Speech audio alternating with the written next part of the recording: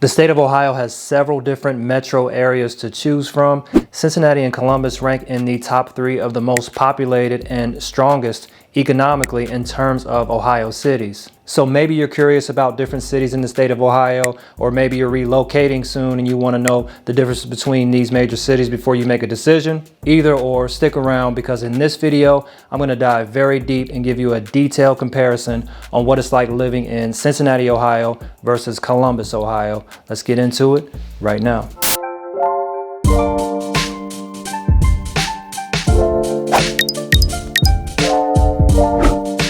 What's up, it's Victor Pham, your Cincinnati realtor.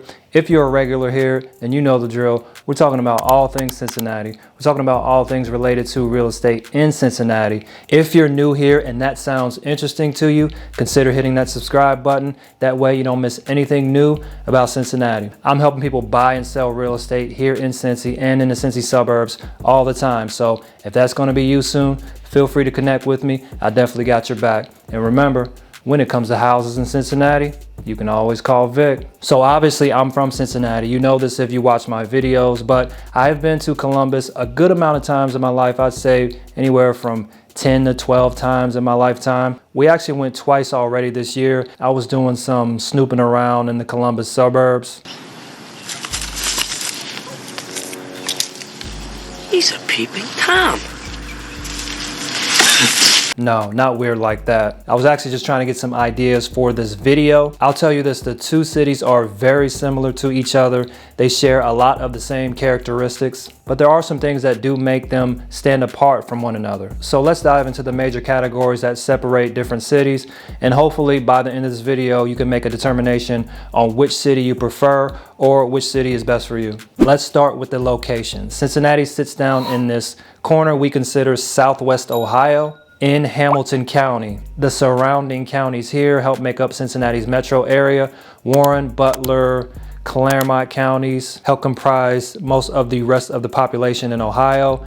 Then there are some bordering counties in Kentucky that do count as the metro area. So if you're talking metro, it's Southwest Ohio, a little bit of northern Kentucky, and a little bit of Southwest Indiana that actually makes up and what they count the Cincinnati metro area. Columbus, on the other hand, is roughly 100 miles northeast of Cincinnati in Franklin County. Columbus is more so considered central Ohio, being that it is almost in the middle of the state. The surrounding counties of Madison, Pickaway, Delaware, Fairfield, and Lincoln counties are going to help make up that metro population in Columbus. Now, Columbus also happens to be the state capital of Ohio.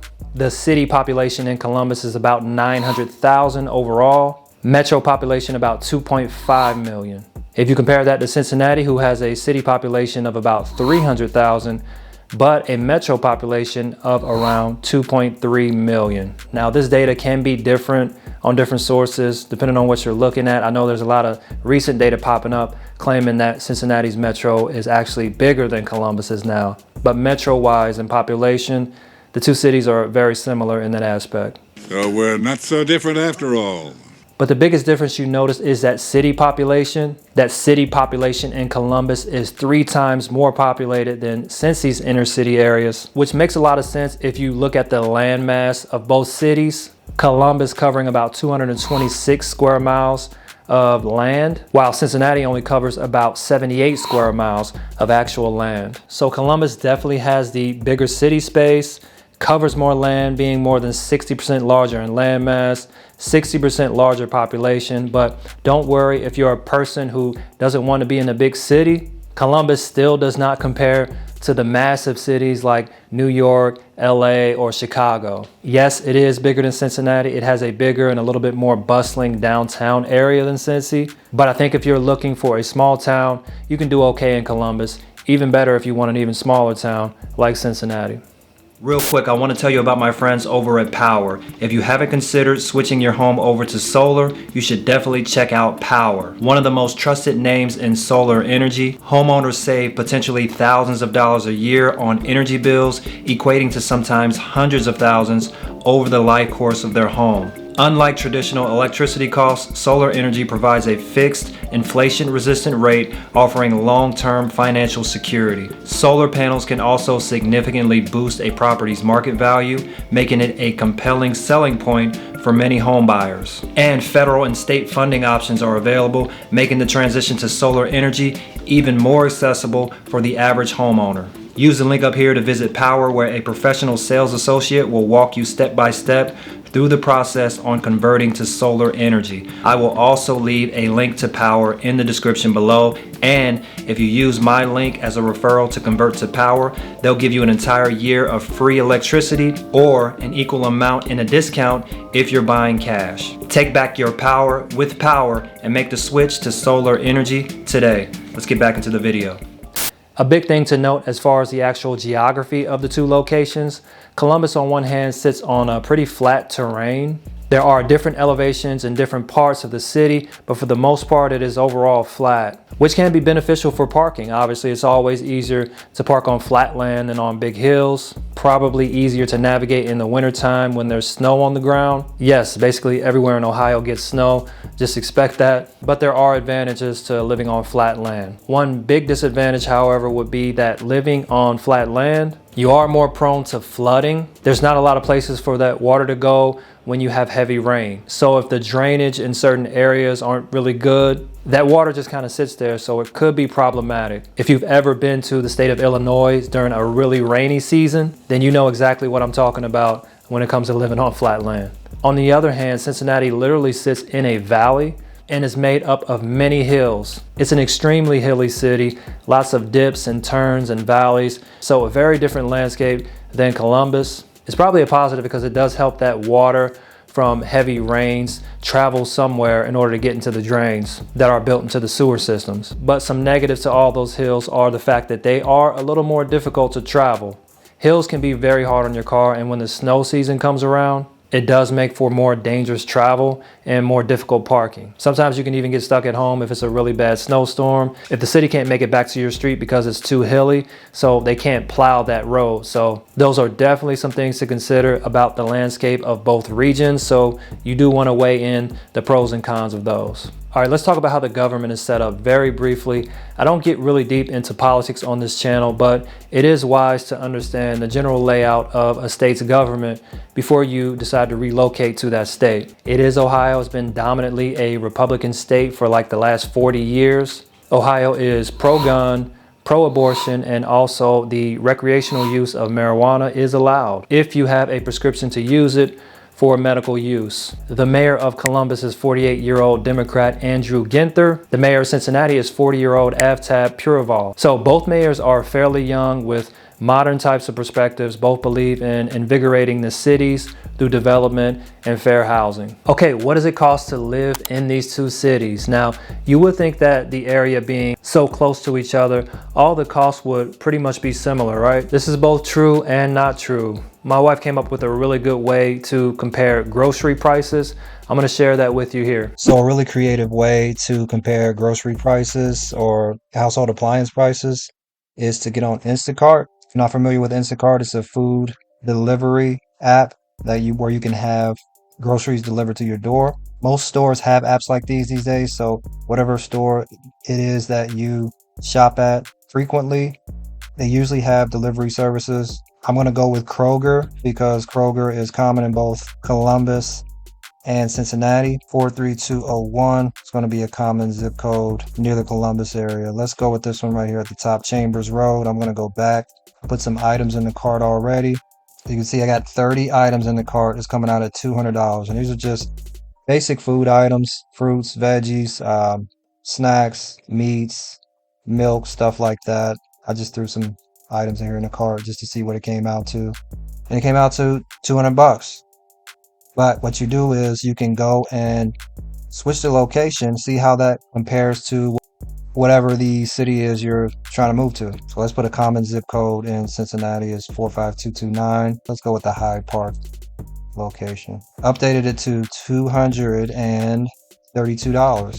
Remember, we had 30 items in the cart last time. Now we have 34. That's because sometimes when you update the cart, there may be items that were available at the Cincinnati location that weren't exactly available at the Columbus location. So not every store is going to be exactly the same, but it'll be pretty close. You got to play with it a little bit. You got to play with the zip, play with the location, switch the stores around. You put different zip codes in here and you can really see what the differences are. Sometimes the differences are big. When you play around with it a little bit with Columbus versus Cincinnati, not a big difference in the food costs. So really similar on the grocery prices. That's pretty much expected. I mean, the cities are only 100 miles apart from each other. I will tell you that takeout and dining in is similar as well. So depending on where you go, obviously fine dining is more, fast food is a little bit less, but the overall costs are pretty similar. If anything, Columbus might be slightly higher, but not very noticeable. Gas costs as well. If you look at Cincinnati down here in Hamilton County, right now we're right around $3.60 a gallon on average. Go up into Columbus up here in Franklin County, very similar. Same thing in the surrounding counties, going around Columbus, surrounding counties, going around Cincinnati. Very similar as well. Gas prices in both Cincinnati and Columbus are lower than the national average. So that's a good indicator that the area is more affordable than a lot of places in the country when it's lower than the national average. The average list price for a home in Cincinnati as of right now is about $280,000. The actual sold price is $277,000. Now conversely for Columbus, the average list price for a home was $289,000. The actual sold price was $290,000. So what can we say about the comparison of the home prices based on what's happening in recent months? Well, Columbus houses are selling for about 4% higher than Cincinnati houses, which might not sound significant at first until you start doing the numbers. If you're on a specific budget, 4 or 5% in purchase price can be significant. Just imagine buying a house for a higher price point, let's say $500,000. Well, 5% more is an additional $25,000 on that purchase price. So just keep that in mind that in Columbus, Ohio, it is a bit higher than Cincinnati for you folks who are in the market to buy right now. And I can assure you the same thing is likely to apply to the suburbs. So if you're looking to buy in a suburb outside of the main city, it's usually higher than it is actually living closer to the inner city. Some notable suburbs of Columbus, Ohio are going to be Dublin, Ohio, where the average sale price is $500,000. Gahanna, average sale price $350,000. And Hilliard, Ohio, $380,000. Notable suburbs near Cincinnati are going to be Mason, where the average sale price is $375,000. Liberty Township, $318,000, and Wyoming, Ohio, $525,000. Now let's talk for a minute about schools. This is an important factor to consider if you have kids or if you plan on relocating to one of these cities to go to college. I looked at a lot of different sources and came to the conclusion that the schools in both cities are fairly even. You have a lot of options as far as the city schools and also the suburban districts. Niche.com says inner city Cincinnati schools are rated at a C+. Columbus, same rating, inner city schools, C+. You get into the more prestigious school districts when you get to the suburbs on the outskirts of the city. Obviously, you get to a higher cost of living when you get to the outskirts of the city, but that's generally the trade-off for having a really good school district. In Columbus, you got some suburban districts such as Bexley, Grandview Heights, and Dublin schools. These are going to be some of the more prestigious areas. In Cincinnati, it's going to be school districts like Wyoming, Indian Hill, Madeira, maybe Mason would be some of the more upscale districts. So on the grade school to high school level, I say it's pretty even for both Cincinnati and Columbus. When you start getting to the topic of colleges and universities though, I think it's a different story. Cincinnati might have the slight edge on colleges if you're speaking in terms of variety. Now make no mistake, Columbus does feature one of the biggest and most well-known colleges in the entire country, The Ohio State University.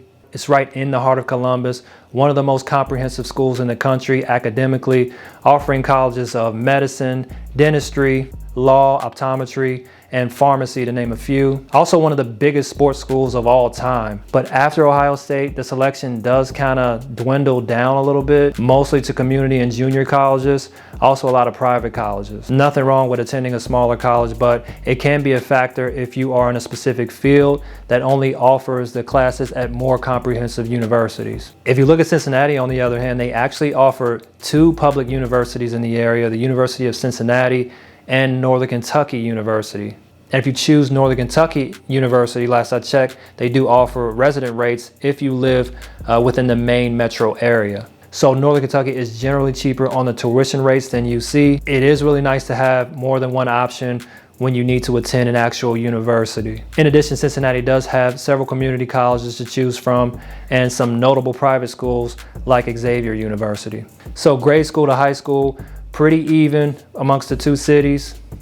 College level, Cincinnati does have a little bit more variety to choose from than Columbus, if that's something that is important to you. Another important factor when you're comparing different cities is obviously the job market. It's important to know what the workforce looks like, where you're going to be living. Cincinnati, Ohio is very well known for its medical industry. You can see in this illustration, you got Tri-Health down here with 12,000 employees, UC Health, 10,000, Christ has over 6,000, St. Elizabeth Hospitals over 10,000. So healthcare is a pretty big deal in Cincinnati. Education is big too. University of Cincinnati employs over 10,000. The airport is a massive employer with over 14,000 staff. So definitely healthcare, education, and finance are some of the biggest industries in Cincinnati. But Cincinnati's job market is promising, and all the innovations and developments that have been happening over the last decade have really brought a lot of money and a lot of jobs to the city. The Bureau of Labor and Statistics reports that the average salary in Cincinnati is about $55,000, a little under the national average.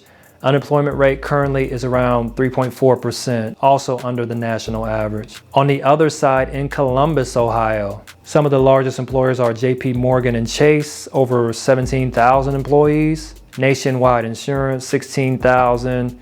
Amazon, over 9,000. Cardinal Health, close to 9,000. Honda, 9,000. Huntington Bank, almost 6,000, just to name a few of them. But it does seem to appear that banking and finance is a huge industry in Columbus, as well as manufacturing, retail, and logistics. So pretty similar to Cincinnati, really healthy job market with a lot of opportunities. Columbus resident average salary right now is right around $56,000, pretty close to Cincinnati as well. Unemployment rate also under the national average at around 3%. So I think both cities are really thriving in the workforce. A lot of opportunities in different fields if you are seeking something in either Cincinnati or Columbus.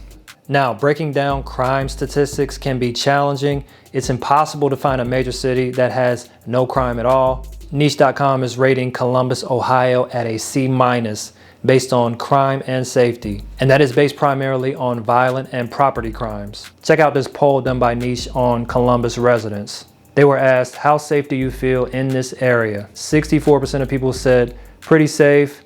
There are some safety concerns, but I generally feel safe. Only 4% responded saying it's not safe. There are high safety concerns. I regularly don't feel safe. How effective is law enforcement in this area? 44% say the police are visible and responsive. 4% say the police are basically non-existent. So I suppose that's good when the majority of people at least say they feel safe. What about Cincinnati, Ohio? They also have them at the same rating, C- for crime and safety based on violent and property crimes. The same poll was given to a much smaller sample of people. 57% of people say that they generally feel safe in Cincinnati. 4% said they do not feel safe. How effective is law enforcement in this area? About half say effective, and about 10% say police are not effective. Something that is generally true in most metro areas is that the further out you get away from the inner city, the less concentration of actual crime that you see. At least reported crime anyway. Which sucks because not everybody can afford to live in an expensive suburb outside of the city. But if you can, you'll probably encounter less crime. Just weigh all these things out if you're choosing one of these cities, so that way you do know what you're getting into. Okay, what is there to do living in these two cities? Starting with Columbus first. Columbus has something called the Scioto Mile, which runs off of the Scioto River with a string of different parks running on both sides of the riverbank, as well as an array of other notable parks in the city like Topiary Garden, Schiller Park, and Atrium Park. Columbus has some of the most scenic green spaces in Ohio, and it's also known for its popular museums like the Columbus Museum of Art, the Orton Geological Museum, and the Billy Ireland Cartoon Library, which sounds cool as heck. A cartoon museum, I gotta try that one out. And Columbus does have its share of sports teams. Ohio State football is obviously like the go-to thing in Columbus for football people. The Ohio State versus Michigan football rivalry is known as one of the biggest rivalries in history. Columbus also has a professional hockey team in the Columbus Blue Jackets and a pro soccer team with the Columbus Crew. Also, don't forget about the Ohio State Fair, which happens once a year, probably the biggest fair in the state of Ohio. It attracts close to 1 million visitors every year. I actually took my family to the fair for the first time just back in August. It was a really good time. The kids had a blast. And another notable stop, if you're ever in Columbus, definitely worth the time to check out, is High Street, which runs over 13 miles through Columbus, the longest street in the entire city, running through several major parts of the city, including Old North Columbus, the University District, and the downtown area. At some point, traveling along High Street, you are destined to find something that you'll find entertaining, especially if you're the type that likes to be out on the restaurant and bar scene. There are dozens of bars and restaurants to choose from. It is one of the busiest and best places for nightlife in the city of Columbus. Now, things to do in Cincinnati, Ohio. Now, as we learned earlier in this video, Cincinnati is considerably smaller than Columbus. So I'll say the options for nightlife are there for sure, just probably not as plentiful as they are in Columbus. A really popular spot in Cincinnati to hang out for dining and nightlife is going to be the Banks, right on the Ohio Riverbank in the downtown area, where you can enjoy beautiful Smale Park, featuring a full-on splash park for kids, paved trails for biking, walking, and running, big swings for enjoying the views, a picnic area, and multiple play areas. The Banks is a great place if you're a bar hopper, you like hopping around different bars. And it's right there by Great American Ballpark, where the Cincinnati Reds play for you baseball fans. Really close as well to Paycor Stadium, where the Cincinnati Bengals play, and also the Underground Railroad Freedom Center. Another hotspot is over in the Over the Rhine district off of Vine Street. This is a beautifully restored area with an array of bars, restaurants, and food spots. This is one of the most popular spots in the city, especially for the young professional crowd. There's also the Uptown areas, one of the busiest districts in the city as well, up there by the University of Cincinnati. So much to get into up there, and endless eating options, mainly on Short Vine, Calhoun Street, West McMillan, and Ludlow Avenue. You also have some of the biggest tourist attractions in the country, like the Cincinnati Zoo, the Cincinnati Museum Center, and very often associated with the Cincinnati area Kings Island theme park. I would also say that in addition to the Bengals and the Cincinnati Reds clubs, Cincinnati also has a pro soccer team, a pro hockey team, and the University of Cincinnati and Xavier University are very well known for their basketball programs. So that's just to name a few things to get into. I made quite a few videos about things to do and eat in Cincinnati. Check out some of those in the description. I'll leave those there as well. But I really hope this video gives you a better idea of how Cincinnati and Columbus compare to one another. Let me know in the comments what you think, if you've ever been to either one of these cities, or if you're from Cincinnati or Columbus. How do you think they compare? I think they're both great cities with unlimited potentials. Both cities are really good for families, really good for job opportunities. Feel free to reach out to me if you are thinking about buying or selling a home here in the Cincinnati area or anywhere in the Cincinnati suburbs. I'm more than happy to have a conversation with you. If you want to know some more important things about what it's actually like living in Cincinnati, Ohio, then this playlist right here will be a really good starting point. I'll see you in the next video, and remember, when it comes to houses in Cincinnati, you can always call Vic.